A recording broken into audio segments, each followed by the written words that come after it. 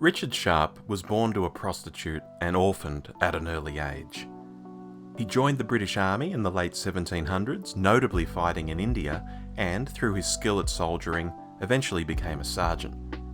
Sharpe later joined the 95th Rifles, eventually becoming an officer in the regiment, from where he began a remarkable run of promotions for someone of his background in an era where being an officer and a gentleman were entwined, and not for someone of his class. That's the briefest of backgrounds I can give you to the fictional lead character in the Sharpe TV movies, which I'll be covering once a month here on the channel, and I do hope you'll be joining me for the march. I first came across the Richard Sharpe character when a friend of mine suggested I watch a VHS copy of Sharpe's Rifles back in the late 1990s. Sharpe's Rifles is the first in a series of 14 TV movies made between 1993 and 1997, which were followed by another couple of releases featuring an older Sharpe in 2006 and 2008.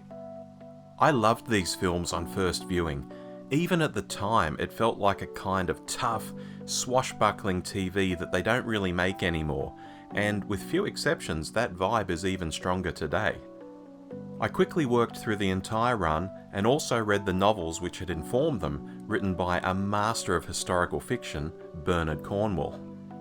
This included some novels that weren't made into TV stories at all, and others that were markedly different to what I'd seen on screen. Yes, dear viewer, changing stories for no apparent reason isn't just a hallmark of Hollywood. And again, I loved it all. The novels were fabulous and I just ate them up. They combined my passion for history with good solid adventures headed up by a gruff bastard. Does it get any better than that? Not for me at least. So, Sharpe's Rifles. I mentioned that the Sharpe novels and the TV episodes of the same name sometimes differ, so just a bit of housekeeping that I'm only talking TV here in these videos, and although I'm certainly aware of the differences, I won't be getting bogged down in doing comparisons with the novels. I want these videos to be on the short side, much like the Have You Seen movie reviews that I do each week. Sharpe's Rifles is the story of Sharpe, played by Sean Bean, at the point in his career where he's suddenly and unexpectedly elevated from the ranks to become an officer after saving Arthur Wellesley, the future Duke of Wellington, from some French cavalry in a small, opportunistic attack near an encampment, not an actual battle. This promotion is something of a curse and a blessing, as obviously a bit of rank, some extra pay and the like are welcome things to any soldier. At the same time, being elevated into an area which, at the time, was the home of toffs who didn't like to get their hands dirty, or at the very worst, ne'er-do-wells from rich families who had simply bought their commissions, means that Sharpe is suddenly a fish out of water.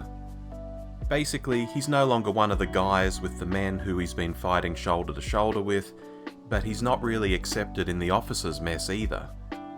Sharpe is given command of a small group of riflemen and is sent out as part of a larger company of riflemen to help find a missing British agent. The search party comes to grief, however, and Sharpe finds himself not only having to survive out in the field surrounded by the enemy, keeping his new small command alive, but also needing to assert himself over that command, which doesn't take too kindly to their new leader because, to their eyes, he's not a proper officer.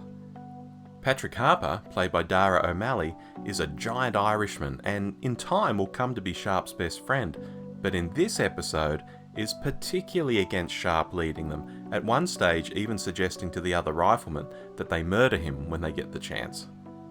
Through a series of situations which includes teaming up with some local Spanish guerrillas with an agenda of their own, Sharpe slowly wins the men over, largely through deeds, not words, demonstrating that he can outmarch, outshoot, outfight, and outwit all of them.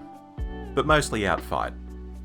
You see, coming from the ranks, Sharpe knows every trick in the book, because he's already been there and done that.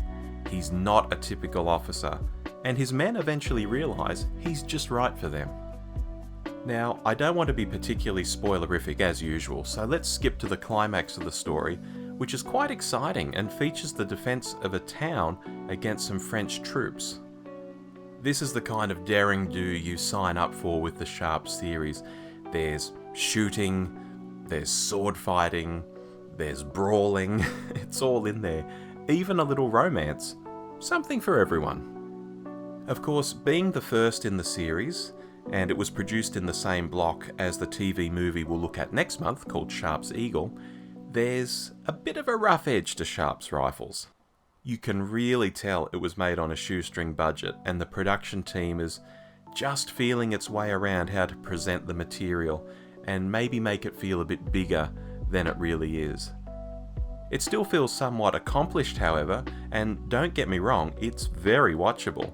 And of course, as each year's batch of Sharpe films were made, the series does get better and better from here on. Anyway, have you seen Sharpe's rifles? Have you read the novel?